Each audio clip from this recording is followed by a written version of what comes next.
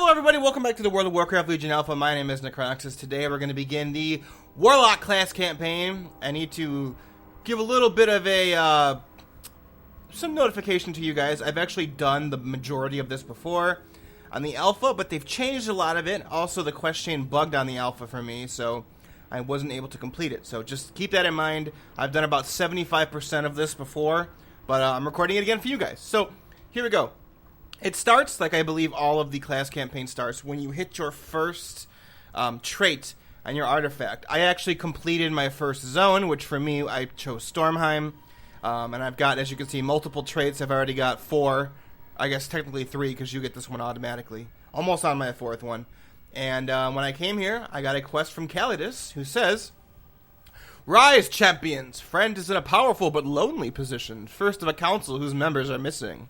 Friend does not have to be alone, though. Others will be drawn to Friend's power, willing to follow if Friend leads. Find those who want to help, accept their pledge of loyalty. Recruit Calydus and Ritssyn Flamescowl." Calydus, girl, you're my best friend. Calydus no longer suffers under the cruel hand of Jagganoth, thanks to Friend. Calydus has a choice, who to follow, and he pledges loyalty to the new Overlord. That's it. If Friend is willing to let Calydus help, yay, Friend won't need to face the Legion alone.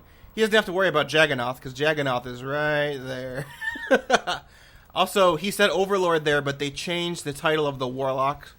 Oh, I don't have it yet, but they changed it from Overlord to Netherlord, which I think is much more interesting. So, let us recruit Ritssyn.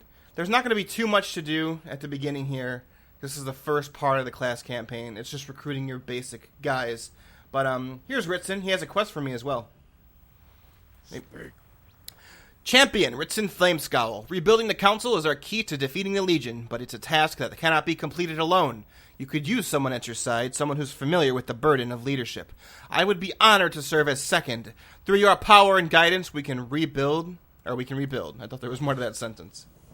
I'll not rest until the council has been rebuilt. And we turn this into Gakin the Darkbinder.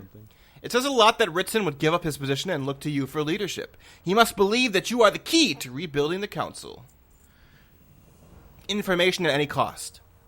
Now that you've found other warlocks that are willing to aid your cause, we can use the Dreadscar battle plans to complete vital assignments across the Broken Isles. If we wish to start rebuilding the council, we must start by locating its missing members. Let us send Ritssyn and Calydus to interrogate the Burning Legion's minions. They might have information that will help us locate the missing council members. Complete the Dreadscar battle plans and complete the mission at information at any cost. So this is the introduction of the dreaded mission system that everyone's taking fits about. Here we go. As you can see, it has the same UI as the Garrison mission system. I will tell you it is completely different, but I'll let you see it in action. Okay, so it works basically the same way, as you can see. You have champions, and then you have troops. We don't have any troops yet, but the champions, we only get a total of 8 champions. I already have 2 of them through the quest chain. You get the rest of them exclusively through your class campaign, so there's no running around looking for 8,000 champions. So this is the quest I need to complete. The Burning Legion's minions might have information about the missing council members where they're being held. It must be obtained at any cost. As you can see, I need to counter destruction. Ritssyn, luckily enough, can counter destruction, so let's use him. It costs us 20 Order Hall resources, which you get exclusively through the world. And then I can also assign a combat ally to assist me in the field. There are 2 characters, I believe, actually there's like 3 or 4. I'm not going to show you the other ones because they're going to be spoilers, but I've looked at them myself. There's about 3 or 4 out of your 8 champions that you can assign. Calydus, for example, if we go and look at him, oh shit, you're going to see who they are. Damn it. Calydus, for example, will give me a buff right here, Eternal Banishment. If I have Calydus assigned to working as a combat ally, I believe he'll stay. I believe he'll stay in this position for 8 hours, and whenever I go out into the Broken Isles, I will get this. I'll get the ability to use this Eternal Banishment. I summon Calydus, who will put a target into Eternal Banishment, which freezes them, but also, instead of, unlike regular banishment, which you can't do any damage against them, they will take increased damage for 15 seconds. I think Ritssyn is better in this regard, because he, as it says right here, will just accompany you all the time. Calydus is like a cooldown, a 3-minute cooldown.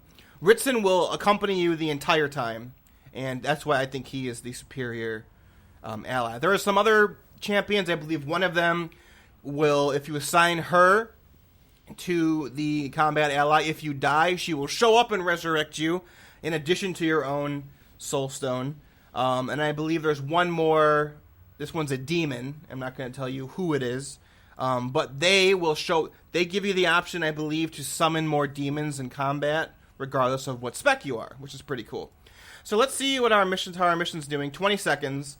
So we can just wait for that, and then we will continue on, because there's still a little bit more we can do. I'm going to go until I am forced to stop, because there are time sinks in the class campaign. I know people might bemoan that, but it basically works the same way as the 5.1 Landfall quest chain. It's just, instead of doing all of it at the max level, you do it as you level up. Now, you can do it all at max level, and that's what I did on my first run through this. I waited till 110.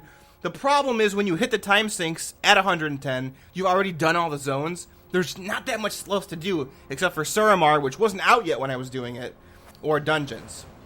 Okay, so we completed this.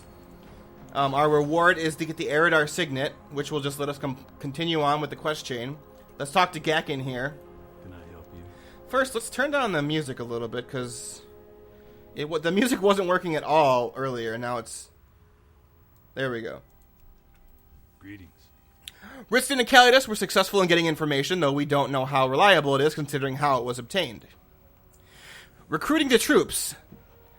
Diala is a devoted warlock with a specialty in summoning imps. She has agreed to lend her services to the council. Speak with her if you wish to train a pack of imps. Be careful. So now we're going to train some troops. I like how they call Diala a warlock when she's just a giant fucking imp mother. Hey, girl. I'm going to requisition some imps, please. Give me all the imps. All the imps. Give me all imps. Recruit all imps. It's taking a little while because the system, this is still beta, mind you. So, I believe our pack of imps, our first one's done already. Because it's the first one. I believe it takes 15 minutes to create troops. Or create this rank of troops, at least. So we have our imps. We collect them here. I believe, yes? There we go. Got our pack of imps. May these imps serve you well, Netherlord. See, this one calls me Netherlord, so I am definitely the Netherlord. Let's see if we can just train our other imps while we're raiding. There we go. She'll be making them. I believe, like I said, yeah. So she's training 2 more packs of imps. Can I actually make another one? No. I can only have 3 packs of imps. So she's making 2 packs of imps. It's going to take 30 minutes, so they're 15 minutes apiece. There are multiple ranks of troops, mind you, so there are more than just imps. I'm not going to tell you what those next ones are, because I want it to be a little reveal. What can I do for you? Excellent! These troops will be invaluable in our defense of the Broken Isles. Deploy them on missions, just as you would our champions. It is time to send our newly trained imps out onto the field, look at the Dreadscar battle plans, and send your champions and troops on a routine scouting mission. And then we tell them we have to do the mission troops in training, which is an 8-hour mission. So this is the first roadblock here. So here's the deal with... okay, we get it. Here's the deal with the troops. The champions can never die. Troops, however, have health. And if you send them out on a mission, as you can see, normally they have 2 hearts. If you send them out on a mission, they will automatically have 1 heart. Which means once they're all out of hearts, they will die and they'll be permanently gone. So that is kind of like the shipyard-ish aspect of this, which I'm not the biggest fan of. But, it is what it is. It's basically meant to be a time sink. If this is really the only time sink I've seen all of leveling up. So we're going to send our guys on a mission. Luckily, Ritssyn can counter both things by himself. So that'll automatically make it 90, but I want Calydus to get the experience, so I'll send him along too. And after we complete this, we'll get archivist Melinda on our side. I believe actually that said 8 hours, but now it's actually 4. So we will get archivist Melinda next time. But until then, thanks for watching, everyone. This is the first chapter. We've recruited Ritssyn and Calydus, and I will see you guys next time for the next part of the Warlock class campaign. Thanks for watching, guys. We interrupt your regularly scheduled ending with a bit of an update. I decided I was just going to include the end of this, getting this quest on this video, because I wanted to, so here we go. We completed it! Troops in training. Yay, you can see my imps lost 1 health, like I said. And now we have access to archivist Melinda. She will arrive in the Hall of the Guardian. I mean, it's supposed to be Dreadscar Rift. and grant you the ability to advance my order. So let's talk to Gakin. Greetings. The scouting mission was more successful than we could have imagined, Necroxis. Your troops were able to rescue archivist Melinda, a brilliant strategist, and thanks, she has agreed to lend her skill to our cause. Take it up a notch. We are very fortunate to have come across archivist Melinda. She is somewhat of an anomaly. Not as many of her race choose our path. What makes her even more unique is her meticulous study of our craft. Her knowledge will be unsurpassed. Speak to her now and seek her counsel. With her help, we can surely strengthen the council. Round. Let's say council one more time. Let's go seek out her council. So this is the NPC that will let you upgrade your class hall. Each class hall will have, I believe it's the exact same NPC to be honest, but an NPC nonetheless. Here she is. Welcome. She's a dwarf. And now I can choose a bunch of different upgrades. So the way this works is you pick one of two things. The game takes the arbitrary amount of time to complete it. For example, the first one is 2 hours. And then once it is complete, that effect will be active for your class hall. You can swap between each one whenever you want, but the later tiers cost a lot of order hall resources. But for our first tier, we have Dark Bargain. Increases the chance for quest rewards to get a rare or epic bonus upgrade from non-repeatable quests. So basically, the big boy quest, the one where you complete that meaty quest chain and you get a good blue item, it has a chance to further increase the chance to get an epic item. Or, Summon Doomguard. Enables the Summon Doomguard ability, which increases the success chance of the first mission you send your followers on each day. I'm not sure which one I want to pick yet, but let's go through the other ones. So that's Tier 1. Tier 2, we get Demonic Offering, which is not yet implemented. Sacrifice your imps, which are your basic troops, for random rewards. As you can see, the first tier costs 50 garrison resource. Not garrison. These are not garrisons. Class hall order, or order hall resources. What are they called? Order resources. So, the one option is sacrifice imps for 2,000 resources for random rewards, or enables the Ritual of Summoning ability for all missions, reducing mission duration by 20%. This is the one I picked on the alpha. This is the one I'll pick on live. This is going to be the one I pick when I hit level 105. Because reducing mission duration is awesome. And unless these rewards are amazing, I can't see it being better than this. So Tier 3, Training Grounds. Increases the number of maximum imps, wild imps, acolytes, and invokers you can recruit by 1.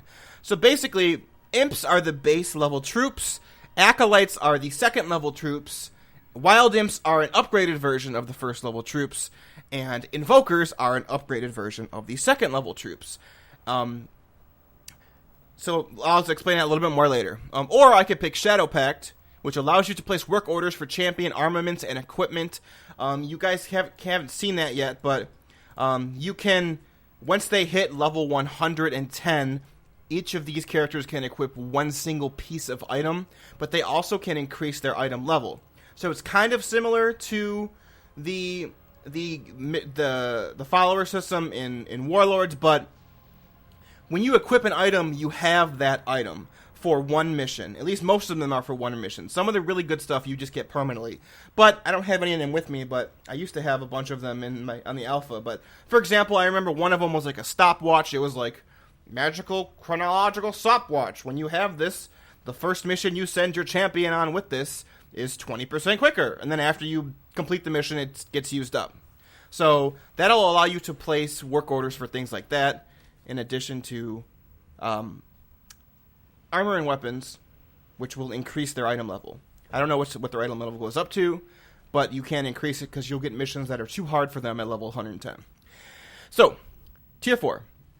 Grimoire of Servitude. Newly recruited packs of imps become swarms of wild imps, which have the following effect. Demonic Pact. Increases the success chance of missions by 15% when accompanied by other imps. So, I believe if you get this, what you actually can do is just send 3 imps on a mission, and it will be able to hit 100%. Because right now, imps only have like a 20% chance per imp pack to succeed, so you'll never be able to hit 100% without a champion. Or, Dark Mastery. Newly recruited Black Harvest Acolytes become Black Harvest Invokers. This is what I was talking about earlier. So, this bonus right here applies directly to this bonus right here. So if you're going to get Training Grounds, you might as well get Dark Mastery. because the wild imps and you choose between wild imps or Dark Harvest Invokers, which are both better than their base form. Dark Harvest Invokers increase success chance on missions with minions by 10%. Minions are basically wild imps. So, Tier 5. Unleash Infernal. This is where they start getting cool. Allows you to place a work order for a demonic phylactery used to unleash an Infernal to instantly complete a world quest on your map.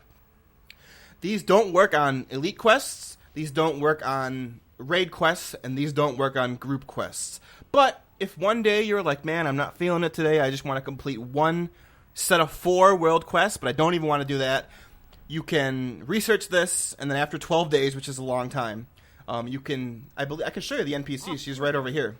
You can set a work order for your followers to create and enslave an Infernal, which is what these people are doing right here. And then after, I think it only takes 4 hours, after 4 hours you will get an Infernal Core, which when you're out doing a world quest, you can unleash it, and it will instantly complete the world quest. So that's pretty cool. How are ya? Or you can pick Grim Harvest. Completing world quests with a combat ally provides order hall resources. This probably will be the better one, based on how expensive, in terms of order resources, things can get at the end. As you can see, we go from Tier 1 being 50, Tier 2 being 2,000, Tier 3 being 7,250, Tier 4 being 10,000, Tier 5 being 1250, and the final tier is 15,000, and this final tier is the same for every class. Increases the number of legendary items you can equip from 1 to 2. I should note that this is the only tier that's similar to every class. Every other class will have a whole bunch of different things. I know Howie's been upset that Demon Hunters don't get a mission speed increase one, like Ritual of Summoning. Demon Hunters just don't get an option for that. So, it's different for each class, but I have to pick a thing for my quests. I'm probably going to pick, neither of these two are really that great in my opinion, but I'll probably pick Doomguard, and then after 2 hours it'll finish, and then the effect will begin. So she says, there are many things I can do to help strengthen your class hull, though some tough decisions will have to be made. Once again, you can switch to the other one as much as you want. You still have to pay the resources for it, and you still have to wait the amount of time, but yeah. So let's talk to Gakken. Hey there. Excellent choice, Necroxis. Archivist Melinda will remain within Dreadscar Rift, so just speak to her when you're ready to upgrade more of your class hull, and I get a glory of the order here. So this is the actual true ending of the first chapter. And it gives you 300 artifact power. Be careful. Let's talk to Ritssyn just to get a little preview for next time. The Black Harvest archives contain an immeasurable amount of magical knowledge that has been collected from various sources over time. It is reasonable to think that somewhere among the countless scrolls we have, we'll find something to aid us in our mission to rescue the remaining council members. The search may be exhausting, but it is necessary if we plan to rebuild and face the Burning Legion. So this is the first quest that is complete X quest. So I have to complete Searching the Archives, which apparently only takes 1 hour. But after the next chapter, after Chapter 2, because we just finished Chapter 1, I just want to give you guys a bit of a preview. After Chapter 2, in Chapter 3, there will be a quest that says, complete 5 of these kinds of quests. So that is where the time sync comes into play. I believe there are 3 separate instances of that kind of quest. So, 3 instances of, to complete this quest, you need to do 5 missions. So that's, and when the system is actually working right, I believe you get 1 mission right after the other. The missions are usually like 12 or 18 hours apiece. So, just kind of like with 5.1, I'm trying to make this first part of video in defense of order halls, because they're not like garrisons. So, the way I believe it's going to work on live is probably once a week if you don't play that often. You will get the next chapter of your class campaign. So it's very, very similar to 5.1, which is cool because I love the storyline of 5.1. I'm actually developing a video right now explaining why Mists of Pandaria is my favorite expansion, and that is a big part of the video. So, cool. That's it, guys. Thanks for watching. I'll see you next time for Chapter 2 of the Warlock class campaign, where we're going to search for more of the Council of the Black Harvest, because all we have right now is Ritssyn, who of the original council, at least. Calydus was not part of it, but we have Calydus, and we have Ritssyn. And for now, that's good enough. I actually can show you one more thing. Let's assign Ritssyn here. So, just for example, when I go out into a zone, let's just fly to Stormheim at some place. Ritssyn will show up, and he will fight, and he will use his different abilities. He will not just auto-attack. He will, I believe Ritssyn is a Destruction Warlock, so he will be using Immolate, he will be using Incinerate, he will be using Chaos Bolt. I think he also uses Conflagrate occasionally. He doesn't do AoE, unfortunately, which is a bit of a bummer, because Destruction's biggest weakness is AoE. But if we ever get to actually get into Dalaran, here we go, I will show you Ritssyn real quick before we end this. And while I'm currently not phased, there we go, into existence. Let us get... I don't believe he will show up in Dalaran because we are not actively in the world. So, let's run to the Flight Master. And let's go to Stormheim. And we can see Ritssyn in action. Because he's pretty cool. Like I said, he is my favorite of the combat allies thus far. In defense of the game, I have only gotten 3 out of the 4 combat allies. I have not gotten the last one yet, the demon. But I have a feeling that I still will pick Ritssyn either way, because he is always with you, and that's why I think he is way better. I also feel like I'm moving far slower right now. But let's get to Stormheim real quick.